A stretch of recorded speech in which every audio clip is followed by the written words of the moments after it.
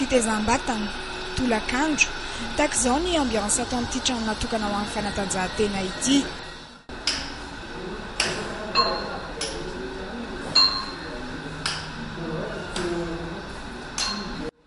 Maka hozatra na koa manabokana ny tena ataon'ireo lehilahy maromaro tonga ato ireto. Efa anatin'ny fandaharam-potoana mihitsy ho azy ireo ny famonjeny itony toerana itony. Fitezana vatana mihitsy nanaovako sport fa efa tsy dia misy ohatra ny sécurité any ivelany amin'izao. Ianao raha hanao sport dia ny matetika maraina na ny hariva no mampalalaka an'ilay izy. Fandroany aty ianao misy manara-maso.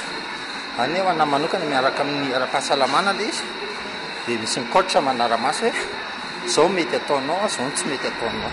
Inefatra isan-kerinandro ilalaina no mikarakara vatana ato. Ankoatra azy, tsy vitsy koa ireo tonga ato manararoatra ny fialan-tsasatra, anary ny lanja mihoatra fotsiny na fi mihitsy ny moron-dranomasina ho an'ity tovovavy ity, tanjona ny hanatsarana bika.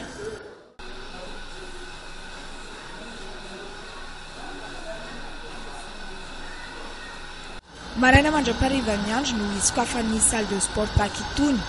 Ny toerana tahaka itony izay tsy maintsy ahitana coach mba hampanara-penitra azy. Izy no liva iray amin'ireo coach ato. Manampy ireo mpanao fanatanjahantena ny tena asany. Manampy ihany koa amin'ny famolavolana ny vatan'izy ireo mba hitovy tsara.